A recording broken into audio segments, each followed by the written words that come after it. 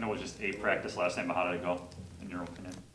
I thought it did pretty good. Looking at the film, I thought, guys made some plays at point of attack. That's kind of what I evaluate. I thought guys did a good job at the point of attack when the ball came their way. And, you're not tackling, you're not, doing those type of things, but I thought they did a good job. I know Ento had a good night, at least, broke up some passes, maybe he didn't have a good night, but what did you think of his night last night and just kind of his progression? Well, to me, I think, he's not injured in training camp. So hopefully he can, keep progressing there. I thought, like you said, he did make a couple of good plays. He's competing for a spot on this team. The biggest thing we got to keep him doing is going forward. Now instead of making them getting the PBU, let's start intercepting the ball. Let's start doing those things, and that's going to separate you from guys that may have gotten drafted. Because to me, I think the biggest thing you want to do is you're coming in, you play wide receiver, has great ball skills. Now go catch the ball. But you got to knock the ball down first before you start intercepting them.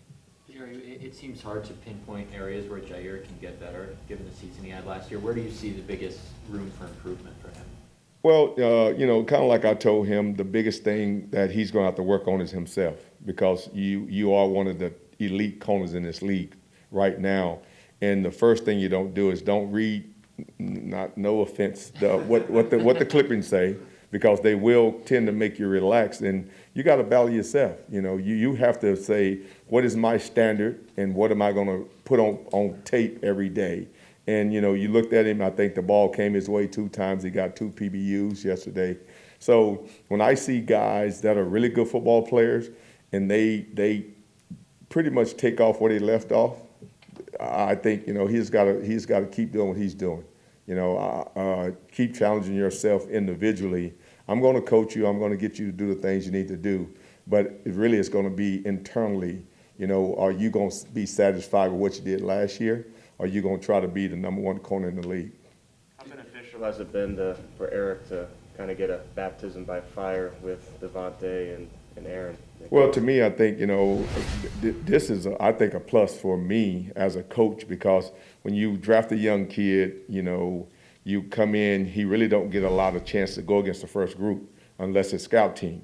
Well, you're not going against scout team. You're out there with the first unit. And the good thing is that you're going against one of the premier receivers in the league and probably one of the top quarterbacks in the league. And when you can do that on a daily basis, you're actually going against good football players. So on Sunday, your job should be a lot easier. Every receiver is not going to be like Davante. Every quarterback is not going to be like Aaron. And if you don't get frustrated in practice, that's only making you better. You're going to get better. Guess what? You're going to get beat, but you know what? You'll make your fair share of plays. And the good thing is that we can't hit Aaron in practice, but when 55 and 91 and 97 and 52 is coming at the opposing quarterback, that's going to speed him up a little bit more. That's going to help him out with the pass rush, and that'll help you out with coverage also. None of these. Go ahead, Spot. Go ahead. Just what do you like best about what you've seen from Eric so far, and what do you want to see more out of him as we go through camp? What I like is his demeanor. When you see a young guy that's not getting frustrated because he's going against good players, that's a good sign. Hey, look, I may get beat on the out. I may get beat on the hitch. It may be a back shoulder fade. These are hard plays to cover. But the biggest thing is I don't see him drop his head. I don't see him do any of that. He's coming back for more coaching points. That's a good sign, So that's a good thing. And then, the thing I keep telling him, he's learning this game from you just out of college. And we're trying to teach you how to play like Jair, which it took Jair 3 years to get to. So the biggest thing we want to make sure you don't get frustrated on things that little short routes. Don't get frustrated on those. Don't give up the shots. We don't give up explosive plays around here. And that's got to be your mindset. And then once you do that, then he can become a lot better player on knocking the ball down, start intercepting the ball, those type of deals. But it's going to take him some time to understand the whole process of deals. Hey, Jerry, none of these positions are easy. I get it, for a rookie coming in to play. But every time you hear guys say receiver is the hardest position for a rookie to make an impact right away, Where does cornerback rate in that sort of chart? Well, I'm kind of old school, and I'm kind of like Al Davis. You know, when he understood the game, it's left tackle and cornerback. Because if you can't protect the quarterback, and if you can't cover the receiver, you're gonna be in trouble. You know, and again, there's no disrespect to any other position, because like you said, I thought, you know, when I watched these receivers and the young kid from Minnesota, he did a great job last year. Of all of a sudden, you one of the premier receivers in the league, but he's a rookie. And so I think the same thing can happen as a defensive back. If I get enough chances and then I don't get frustrated, I'm going to eventually make my fair share of plays. And I've seen young guys come in and do that. And because they're not going to throw at Jai, and if Kevin is not in there, guess what? They're going to throw at the rookie. So that just gives you more chance to go make plays. So to me, I think that's going to be this is a plus for him, and I think it's a plus for us, because all the things that he's actually getting, he wouldn't be getting. You know, he'll be on the second team, or he'll be on maybe the third team, but now you're out there with the first group every day. With that said, you do have a veteran coming back off NFI at some point in Kevin King. I know. How would you like to see that rotation play out? And is that Kevin's job when he comes back, or is he going to have to compete with Eric for that job? Well, to me, I think that's a decision with Joe and with Matt as far as whose job it is. But my perspective, I don't think a guy loses his job when you're injured. You know, I don't think that's fair. I think you lose your job on the football field. And if a guy takes your job, hey, you got your job taken, but it's not off of injury. So I expect for Kevin, when he does come back, I think that's going to be a plus. And I've been fortunate enough to be in a position, you know, like this, where you've had 3 premier corners.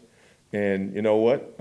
We had a decision that you can only play 2. But guess what? That don't mean we can't play 1 every other series and then save the other guy. So it's not a negative. I got it away with it when I was in Minnesota. We had 3 really good corners, and we didn't want one guy to sit on the bench. So those guys, number one, they didn't have a bunch of reps. You know, it wasn't 70 reps in a game, but at least when you were out there, you played at a high level. So to me, I don't think that's a negative. Where are you at with that third safety, Jerry? Obviously, Will's hurt, but Henry's been back there. Like Ennis has made some plays every day. 40's made some plays. Yeah, I mean, to me, I think we got a good group of young guys. You know, you put Vern in there, you put Henry, like you said, Will, he's been kind of not in, he's on P, whatever, physically unable to play. But, you know, we got really good young guys that I thought they did a great job of bringing in.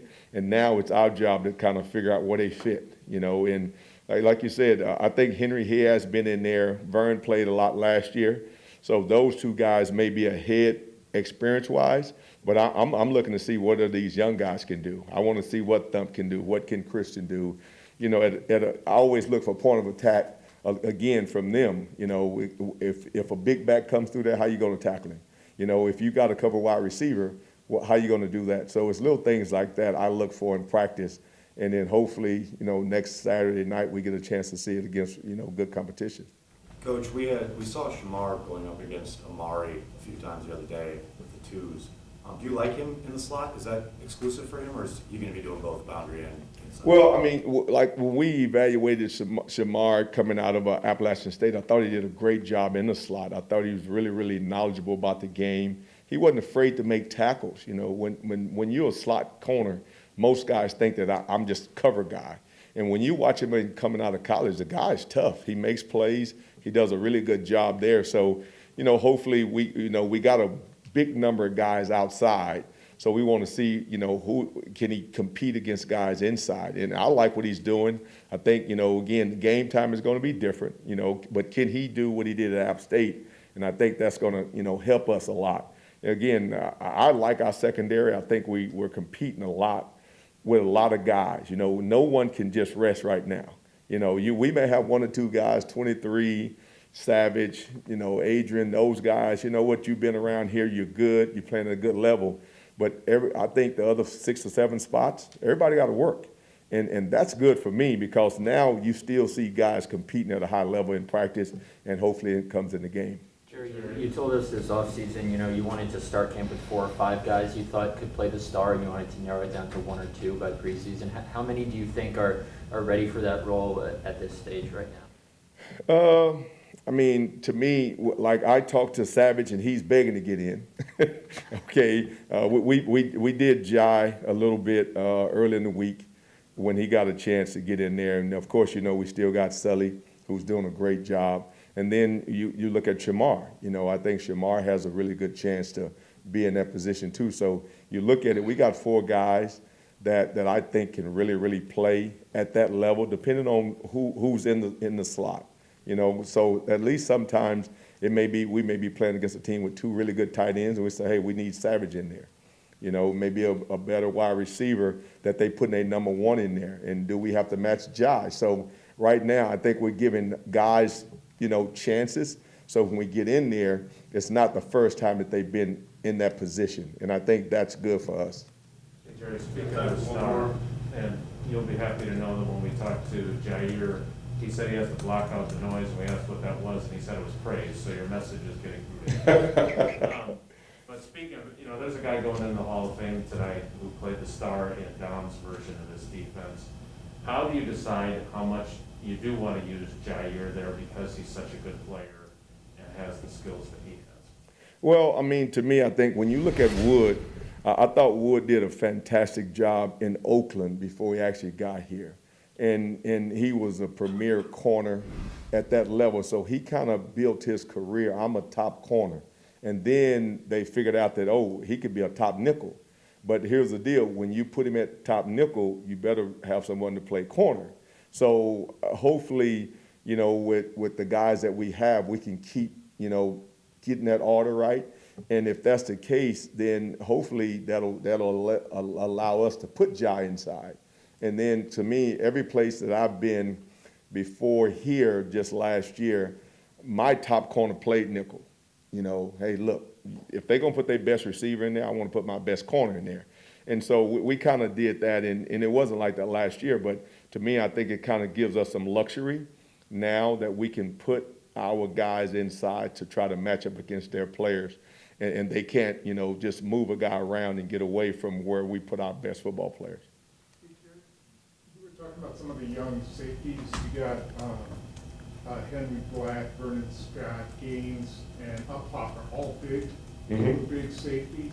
Do you like that? Is there something that they can bring that you really like about that kind of side? Well, number one, I like that those guys can play special teams. You know, when you find big safeties, those guys can actually go and be good on special teams for you, and then they can actually graduate to playing safety. You know, I mean, like I said, knock on wood, we got 2 good safeties right now. So the guys coming in, he have to be a good special teams player first. And if you can do that at a high level, then we'll let you play safety. You know, we'll put you in certain packages. We'll give you those chances. But if you can't play special teams, and then, you know, you playing 20 plays a game, how do we expect you to play 60 plays a game? You know, and that's where, again, I'm a little bit old school. I like to see what guys can do when you're out on the football field. Can you make our special teams better? And then you can actually play on defense.